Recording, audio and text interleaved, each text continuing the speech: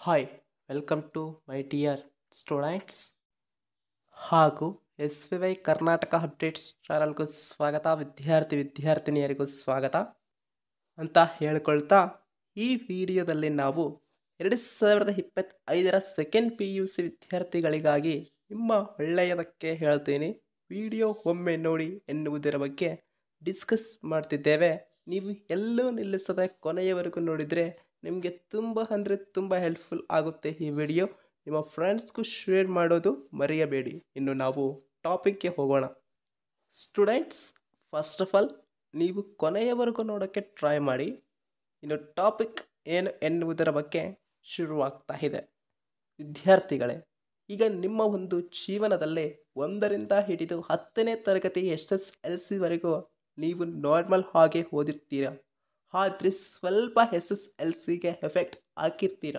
Okay, first PUCಗೆ pass ಆಗೋರು ಆಗಿರ್ತೀರಾ, ಇಲ್ಲ good marks ಪಡೆದಿರ್ತೀರಾ. Okay, ನಂತರ second PU exam ಬರೆಯಬೇಕು. ಹೌದು, ಮಾರ್ಚ್ 1ನೇ ದಿನಾಂಕ ಶನಿವಾರದಿಂದ ನಿಮ್ಮ ಒಂದು ಸೆಕೆಂಡ್ PU ಎಕ್ಸಾಮ್ ಶುರುವಾಗಲಿದೆ. ಆಯಿತಾ? ಈಗ ನಿಮಗೆ ಎಕ್ಸಾಮ್ ಬಗ್ಗೆ ಯಾವುದೇ ಮಾಹಿತಿ ತಪ್ಪಿಸಲಾರದೆ ಪ್ರತಿಯೊಂದನ್ನು ಈ ವಿಡಿಯೋದಲ್ಲಿ ಹೇಳ್ತೀನಿ.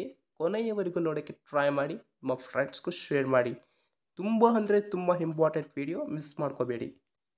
ವಿದ್ಯಾರ್ಥಿಗಳು, ಎಕ್ಸಾಮ್ ಏನಾದರೂ ಪೋಸ್ಟ್ಪೋನ್ ಮಾಡ್ತಾರಾ ಸರ್ ಎನ್ನುವ ಡೌಟ್ ನಿಮಗೆ ಇದ್ದರೆ, ಕೇಳಬೇಕಂತ ಅನಿಸುತ್ತಿದ್ದರೆ 100ಗೆ 100% ಯಾವುದೇ ಕಾರಣಕ್ಕೂ ಎಕ್ಸಾಮ್ ಪೋಸ್ಟ್ಪೋನ್ ಅಂತೂ ಆಗಲ್ಲ, ಆಗುವ ಚಾನ್ಸಸ್ ಕೂಡ ಇಲ್ಲ. ವಿದ್ಯಾರ್ಥಿಗಳೇ, ಅದು ನಿಮ್ಮ ಮೈಂಡ್ನಲ್ಲಿ ಇದ್ದರೆ ತೆಗೆದು ಬಿಸಾಕಿ, ನೀವು ಸ್ಟಡಿ ಚೆನ್ನಾಗಿ ಮಾಡಿ. ಇವಾಗ ನಿಮ್ಮ ಪರೀಕ್ಷೆ ಬಗ್ಗೆ ಎಕ್ಸಾಂಪಲ್ ಸಪೋಸ್ ಬಿಕಾಸ್ ಒಬ್ಬ ವಿದ್ಯಾರ್ಥಿ ಚೆನ್ನಾಗಿ ಸ್ಟಡಿ ಮಾಡಿರ್ತಾನೆ, ಕಷ್ಟ ಮತ್ತು ಇಷ್ಟಪಟ್ಟು ಓದಿರ್ತಾನೆ. 1ನೇ ದಿನಾಂಕ ಮಾರ್ಚ್ 2025 ಶನಿವಾರರಂದು ಕನ್ನಡ ಸಬ್ಜೆಕ್ಟ್ ಎಕ್ಸಾಮ್ ಅಂದರೆ ಪರೀಕ್ಷೆ ಇರುತ್ತೆ. ಇಂತಹ ಸೆಂಟರ್ನಲ್ಲಿ ನೀವು ಕಾಲೇಜ್ಗೆ ಹೋಗಿ ಪರೀಕ್ಷೆ ಬರೆಯಬೇಕಲ್ವಾ? ಹಾಲ್ ಟಿಕೆಟ್ನಲ್ಲಿ college name and address mention ಮಾಡಿ ಕೊಟ್ಟಿರ್ತಾರೆ. ಆಗ ಆ ವಿದ್ಯಾರ್ಥಿ ಹೋಗಿರುವ ಕಾಲೇಜ್ಗೆ ಅಲ್ಲಿ ವಿದ್ಯಾರ್ಥಿ ಏನು ಮಾಡ್ತಾನೆ ಅಂದರೆ, ನೋಟಿಸ್ ಬೋರ್ಡ್ನಲ್ಲಿ ನನ್ನದು ಯಾವ ರೂಮ್ನಲ್ಲಿ ಬಿದ್ದಿದೆ, ಪರೀಕ್ಷೆ ಬರೆಯೋಕೆ ಸೀಟ್ ಹುಡುಕುತ್ತಾನೆ. ಸಿಗುತ್ತೆ, ರೂಮ್ ನಂಬರ್ 22 ಆಗಿರುತ್ತೆ. ಹೋಗ್ತಾನೆ, ಕ್ವಶನ್ ಪೇಪರ್ ಕೈಗೆ ಬಂತು. 10 ನಿಮಿಷದ ನಂತರ ಆನ್ಸರ್ ಬುಕ್ಲೆಟ್ ಕೈಗೆ ಬಂತು. ನಿಧಾನವಾಗಿ ವಿದ್ಯಾರ್ಥಿಗಳೇ, ನೀವು ಕೂಡ ಇನ್ವಿಜಿಲೇಟರ್ಸ್ ಹೇಳಿದ ಹಾಗೆ ಫಿಲ್ ಅಪ್ ಮಾಡಿ. ನನಗೆ ಬರುತ್ತೆ ಅಂತ ಅವಸರ ಪಡಬೇಡಿ, ಅಳ್ತೀರಾ.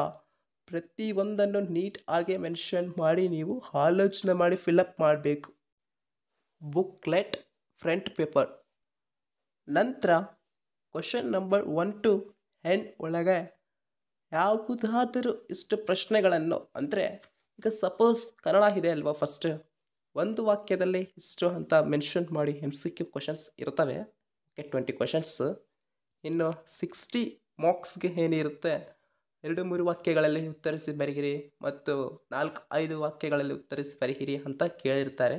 ಅಂದರೆ ಅಲ್ಲಿ ಹೆಡ್ಡಿಂಗ್ ಡಾರ್ಕ್ ಬ್ಲಾಕ್ ಕಲರ್ ಅಲ್ಲೇ ಎಷ್ಟು ಕ್ವಶನ್ಸ್ ಕೇಳಿರ್ತಾರೆ ಅಷ್ಟೇ ಕ್ವಶನ್ಸ್ ಬರೆದು ಬನ್ನಿ. ಇಲ್ಲಿ ಎಕ್ಸ್ಟ್ರಾ ಬರ್ತೀನಂತ ಒಂದು ಇರುವ ಕ್ವಶನ್ಸ್ ಅನ್ನು ಬಿಟ್ಟು ಬರೋಕ್ಕೆ ಹೋಗಬೇಡಿ. ಓಕೆ, ಇನ್ನು ಪರೀಕ್ಷೆ ಕಂಪ್ಲೀಟ್ ಆಯಿತು. ಟೈಮ್ 12 ಗಂಟೆ 50 ನಿಮಿಷ ಆಯಿತು. ಬರೆಯುವುದನ್ನು ವಿದ್ಯಾರ್ಥಿಗಳೇ, 1 ಸೆಕೆಂಡ್,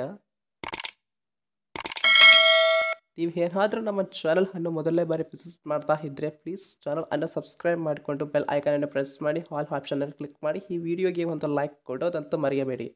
ಓಕೆ, ಈಗ ನೀವು ಬರೆಯುವುದನ್ನು ನಿಲ್ಲಿಸಿ, ನಂತರ ನೀವು ಕೊನೆಯವರೆಗೂ ಬರೆದುಕೊಳ್ತಾ ಇರಬಾರ್ದು. ಟೈಮ್ ಅನ್ನು ನೋಡಬೇಕು, ಸ್ಪೀಡ್ ಆಗಿ ಬರೆಯೋಕೆ ಪ್ರಾರಂಭಿಸಬೇಕು. ಟೈಮ್ ನೋಡಲಾರ್ದೆ ಸುಮ್ಮನೆ ಬರ್ತೀನಿ, ಆಲೋಚನೆ ಮಾಡ್ತಾ ಇರ್ತೀನಿ ಅಂತ ಟೈಮ್ ವೇಸ್ಟ್ ಮಾಡಬಾರ್ದು. ಇದು ಮೇನ್ ಇಂಪಾರ್ಟೆಂಟ್. ನಿಮ್ಮ ಒಂದು ಪ್ರಿಪರೇಷನ್, ಎಕ್ಸಾಂಪಲ್ ರಾಜನು ಎಲ್ಲಿಗೆ ಹೋಗಿದ್ದಾನೆ ಎನ್ನುವ ಕ್ವಶನ್ ಫಸ್ಟ್ ಇದ್ದರೆ ನೀವು ಏನಂತ ಬರೀಬೇಕು? ಆನ್ಸರ್, ರಾಜನು ಊರಿಗೆ ಹೋಗುತ್ತಿದ್ದಾನೆ ಎನ್ನುವ ಆನ್ಸರ್ ನಿಮ್ಮ ಒಂದು ಮೈಂಡ್ ನಿಮಗೆ ಹೇಳಿಬಿಡಬೇಕು. ಹಾಗೆ ಇರಬೇಕು ನಿಮ್ಮ ಚೆನ್ನಾಗಿ ಸ್ಟಡಿ ಪ್ರಿಪ್ರೇಷನ್. ಏಕೆ ಅಂದರೆ ನಂತರ ರಿಸಲ್ಟ್ ನೋಡಿ ಯಾರು ಬಾಧೆ ಪಡ್ತಾರೆ ಮತ್ತು ಯಾರು ಖುಷಿ ಪಡ್ತಾರೋ ನಿಮಗೆ ಚೆನ್ನಾಗಿ ಗೊತ್ತು, ಹೌದಲ್ವಾ? ಹೀಗೇನೆ ಮಾರ್ಚ್ 1ರಿಂದ ಹಿಡಿದು ಮಾರ್ಚ್ 20ರವರೆಗೆ 6 ಸಬ್ಜೆಕ್ಟ್ಸ್ ಎಕ್ಸಾಮ್ಸ್ ಅನ್ನು ಚೆನ್ನಾಗಿ ಬರೆದು ಬನ್ನಿ. ಇನ್ನು ನಿಮ್ಮ ಒಳ್ಳೆಯ ಭವಿಷ್ಯ ಮುಂದೂಡಿಕೆಗೆ ಕೆಲವು ಸೂಚನೆಗಳು. ಇವನ್ನು ಎಲ್ಲರೂ ತಪ್ಪದೇ ಪಾಟಿಸಬೇಕು. ನಿಮ್ಮ ಫ್ರೆಂಡ್ಸ್ಗೂ ಶೇರ್ ಮಾಡಿ. ವಿಡಿಯೋ ತುಂಬ ಅನುಕೂಲ ಅಂಡ್ ತಿಳುವಳಿಕೆ ಸಿಗುತ್ತೆ, ಮರೆಯಬೇಡಿ. ಬನ್ನಿ ಮತ್ತೆ ಸೂಚನೆಗಳನ್ನು ತಿಳಿದುಕೊಂಡು ಬರೋಣ. ಮೊದಲನೆಯದು, ನಿಮ್ಮ ಒಂದು ಎಕ್ಸಾಮ್ ಹಾಲ್ನಲ್ಲಿ ಯಾವ ವಿದ್ಯಾರ್ಥಿಯು ಕಾಪಿ ಚೀಟ್ ತಗೊಂಬರ್ತಾನೆ ಎಂದು ನೀವು ತಗೊಂಡು ಹೋಗಬಾರ್ದು. 100% ಸೇಫ್ ಆಗಿರ್ತೀರಾ, ಧೈರ್ಯ ಇರುತ್ತೆ ತಗೊಂಡು ಹೋಗ್ಲಾರ್ದೆ ಇದ್ದರೆ. ಎರಡನೆಯದು, ನಿಮ್ಮ ಅಕ್ಕಪಕ್ಕ ಫ್ರೆಂಡ್ಸ್ ಜಾಸ್ತಿ ಪೇಜಸ್ ಅನ್ನು ಬರೆದುಕೊಂಡು ಇನ್ವಿಜಿಲೇಟರ್ಸ್ಗೆ ಕೊಡ್ತಿದ್ದಾರೆ ಅಂತ ನೀವು ಇನ್ನೂ ಜಾಸ್ತಿ ಪೇಪರ್ಸ್ ಅನ್ನು ಬರೀಬೇಕು ಅಂತ ಅಕ್ಕಪಕ್ಕ ನೋಡಿ ಕಾಪಿ ಹೊಡೆಯೋಕ್ಕೆ ಹೋಗಬಾರ್ದು. ನಿಮಗೆ ಎಷ್ಟು ಬರುತ್ತೋ ಅಷ್ಟು ಬರೆದು ಬನ್ನಿ. ಇನ್ನೊಬ್ಬರನ್ನು ನೋಡಿ ಬರೆಯಬೇಡಿ. ಇನ್ವಿಜಿಲೇಟರ್ಸ್ ಇರುತ್ತೆ, CCTV ಇರುತ್ತೆ, ಹುಷಾರು. ಮೂರನೆಯದು, ನಿಮ್ಮ ಮನೆಯಿಂದ ಹಿಡಿದು ಎಕ್ಸಾಮ್ಗೆ ಹೋಗಿ ಮತ್ತೆ ಮನೆಗೆ ಬರುವ ತನಕ ಯಾರೇ ಆಗಲಿ ಬೈ ಚಾನ್ಸ್ ಏನೇ ಅನ್ನಲಿ ಎಕ್ಸಾಮ್ ಹಾಲಲ್ಲಿ ಇನ್ವಿಜಿಲೇಟರ್ಸ್ ಆಗಲಿ ನೀವು ಕಾಮ್ ಆಗಿ ಇರಬೇಕು. ಒಂದು ಕಿವಿಯೊಳಗೆ ಕೇಳಿ ಇನ್ನೊಂದು ಕಿವಿಯೊಳಗೆ ಬಿಟ್ಟು ಬಿಡಬೇಕು. ಯಾವುದೇ ಜಗಳ ಬೇಡ. ನಾಲ್ಕನೆಯದು ಮೇನ್ ಇಂಪಾರ್ಟೆಂಟ್. ಯಾಕೆ ಪ್ರತಿಯೊಬ್ಬ ವಿದ್ಯಾರ್ಥಿ ಟೆನ್ಷನ್ ಪಡಿತಾರೆ? ಇವಾಗ ಪರೀಕ್ಷೆ ಬರೆಯುತ್ತೇನೆ ಅಂದರೆ ಟೆನ್ಷನ್ ಇರಬಹುದು. ಹಾಗೆಯೇ ಟೆನ್ಷನ್ ಇಟ್ಕೊಂಡು ಎಕ್ಸಾಮ್ ಹಾಲ್ಗೆ ಬರೆಯೋಕೆ ಹೋಗಿರಿ ಅಂದರೆ ಓದಿದ್ದೆಲ್ಲ 100ಗೆ 100% ಮರೆತು ಹೋಗ್ತೀರಾ, ನಂತರ ಅಳ್ತೀರಾ.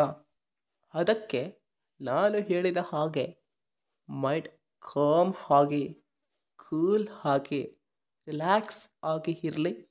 ಮತ್ತು ಓದಿದ್ದು ಅಲ್ಲದೆ ನೀವು ಎಕ್ಸ್ಟ್ರಾ ಓನ್ ಆಗಿ ಕೂಡ ಬರೆದು ಬರ್ತೀರಾ, ಇದು ಗ್ಯಾರಂಟಿ.